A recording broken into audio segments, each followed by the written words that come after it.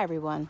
This is going to be a series of videos about successfully growing ranunculus.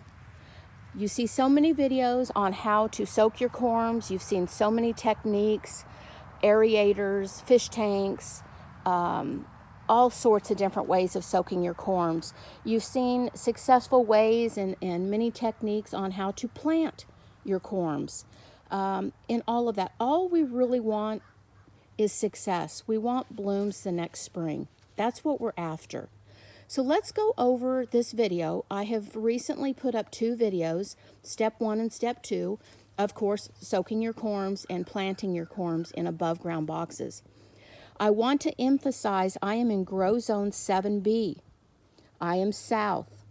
I am right on the line of 8A grow zone. So I do get freezing weather here. Last year and the years before, we do dip down to 0. Last year we dipped down in the negative. We were in the negative temperatures for over 7 days and nights here, and I still had successful ranunculus garden. The videos that I showed in of the ranunculus, that is this group of ranunculus. You can see many are growing back. I've got many of my ranunculus growing back. And I'm going to show you, and I'm going to give you some tips on how I successfully did this.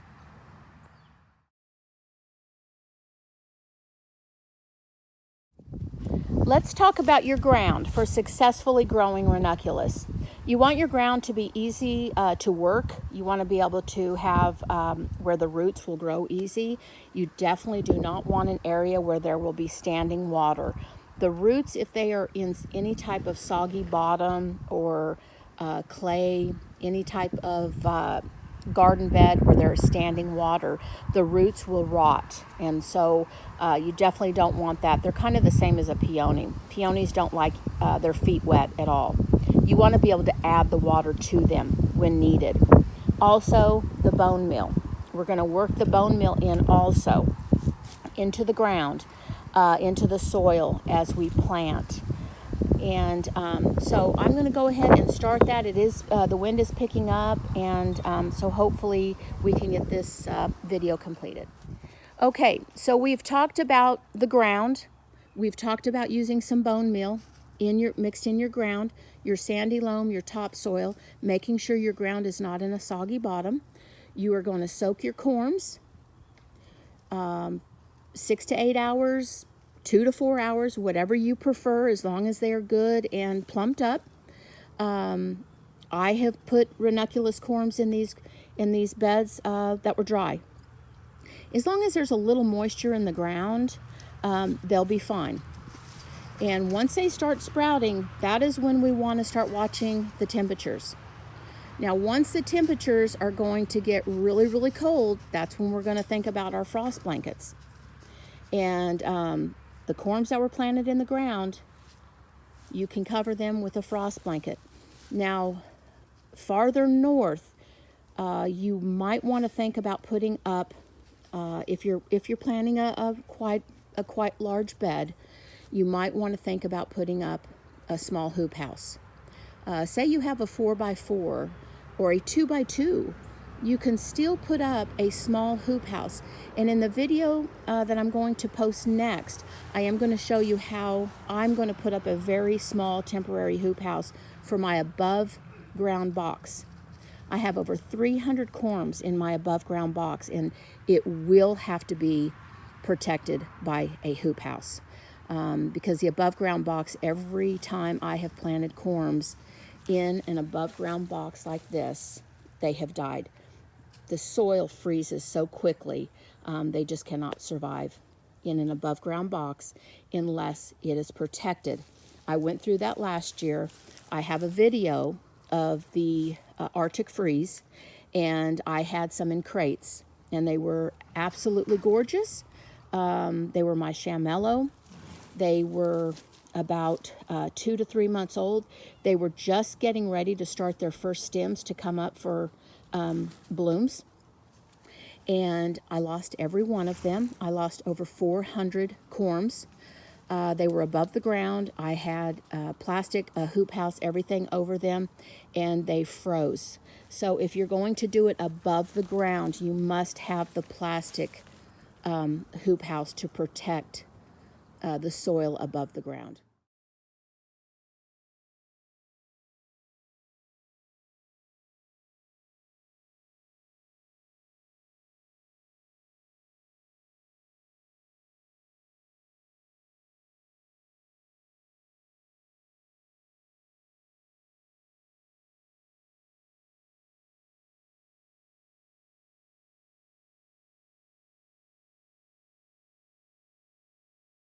Okay, so here's another view of a way that I also plant.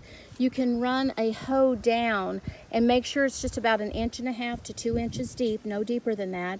And then I laid my corms, you can see about 4 inches apart in this little burrow here. And I have a peony here, and then I have another peony here and here.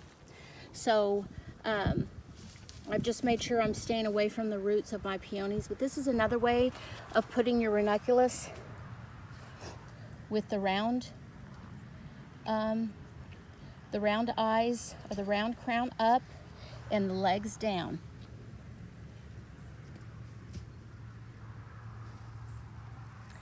And then just cover them with the dirt. Make sure when you cover them that you don't flip the corms upside down. So I like to take the dirt and put it on top of them first, and then put the dirt on there, because they will flip over real easy. As I was planting, I saw some that flipped over pretty darn quick. So then what I'll do is I'll come over about 6 inches, and then I would just use with my hand and make a little burrow here right up to this peony.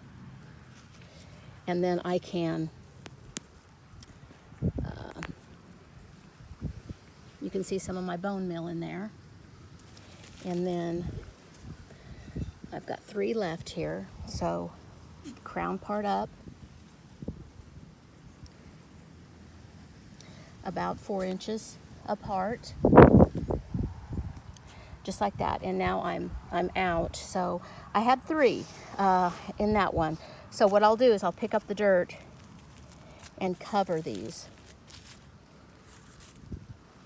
as such. Okay. And that, my friends, is a great way to start. And I'm going to leave that there so I know where I let off.